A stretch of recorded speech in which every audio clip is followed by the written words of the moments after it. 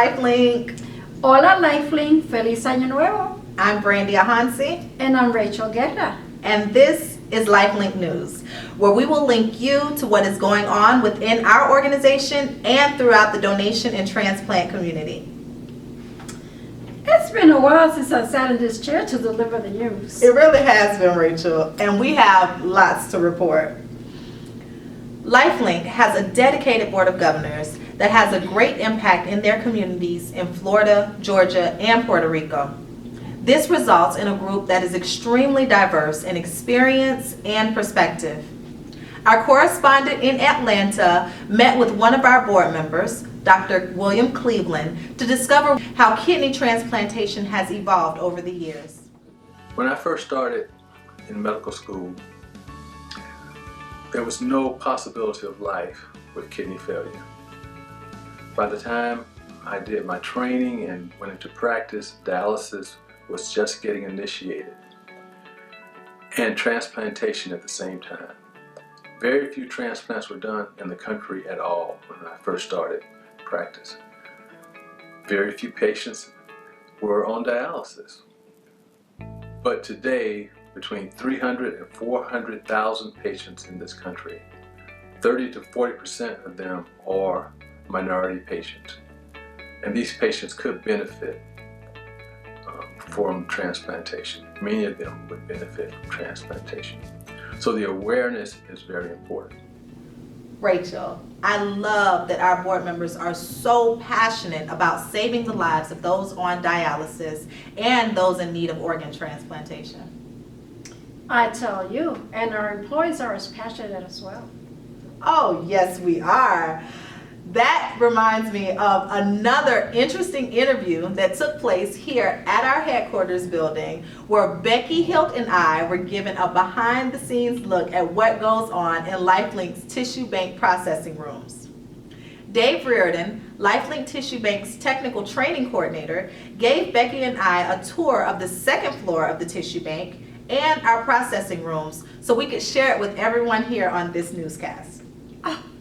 So that means I can't take a tour? I'm sorry, Rachel. Only staff authorized to be in the processing rooms and on the second floor can enter. Dave made an exception for us so our viewers, and of course you, could understand how tissue is processed. Okay, I'm excited to see what happens in those hidden rooms. Our tour began on the top floor of the tissue bank, where we learned that our clean rooms are actually cleaner than hospital operating rooms because of our air filtering processes.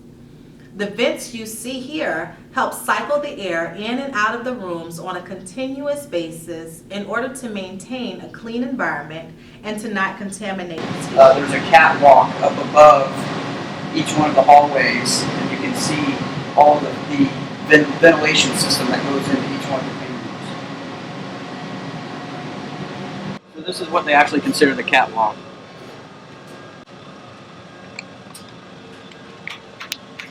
Downstairs we have 10 clean rooms, and this is the hallway that goes right down the middle of all of the clean rooms.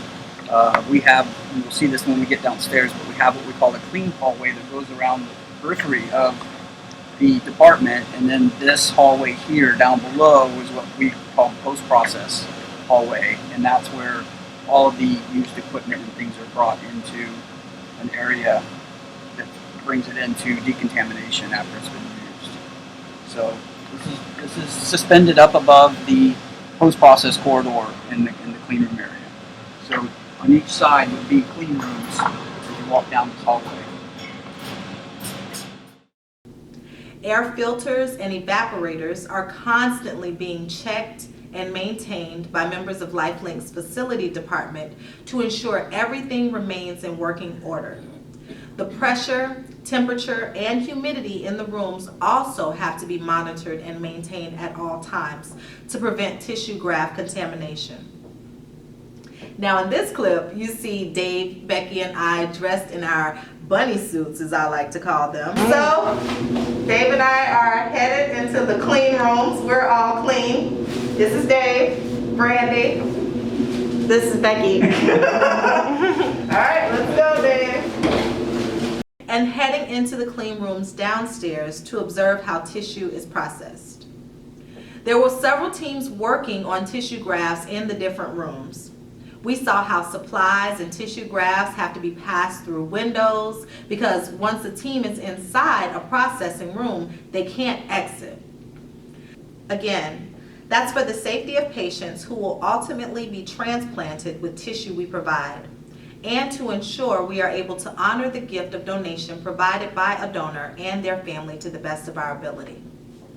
We learned the layout of the rooms and the logic behind the number of people assigned to each room at all times. There are 2 scrub technicians that have to remain in the sterile areas of the rooms during the processing of the grafts, and a circulator that makes sure the technicians have all they need and documents everything that happens to the graft. In this clip, we see a tendon that is being processed and will more than likely be used to heal a sports-related injury. Wow, that appeared to be a very exciting and informative tour. It was. Thank you, Brandi. Oh, my pleasure. We are honored to have a guest join us in our studio to discuss some upcoming events and ways we can all help support transplant patients. We welcome Holly Stallings, Program Specialist with LifeLink Legacy Fund. Thank you for joining us today, Holly. Thank you for having me. I appreciate it. So Holly, I'm so excited about the upcoming Love, Give, Live 5K. Can you give us some more information about the race, where it will take place, how one can register? Absolutely. So the Love, Give, Live 5K, this is the 2nd year, and this year it'll take place on February 11th, which is a Saturday at 7:30 a.m. The location is Waterworks Park, which is new this year. It's just north of downtown Tampa. And the route will actually go along the Riverwalk, which it goes through downtown along the water. So it's a really beautiful route, and we're excited for the new place. We've had a lot of people register this year because of the great location that haven't been involved in our foundation before, and we're excited to get new faces to learn about transplant patients and how they can help them. This year we'll have a new virtual runner option, which will allow people outside of the Tampa Bay community to participate in the race. So they will still get a Love, Give, Live medal and also a t-shirt, and they'll be able to run or walk in their community with their family and friends to support our cause. So we're excited about that option. It'll allow people in our Georgia and Puerto Rico service areas to take place and still support our cause. So it'll be a great option for those outside of our community. We are encouraging participants to form teams this year to fundraise for 2 great causes, both the LifeLink Legacy Fund and Donate Life Florida. This year we've had 15 teams register so far, which is a good number, definitely up from last year. And we've already raised over $33,000 for the event. So we've already surpassed our 2015 mark of $31,000. We're looking forward to hopefully raise our goal of $50,000 for the event.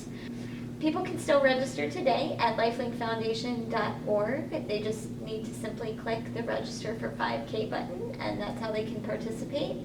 We're also still looking for volunteers for the event.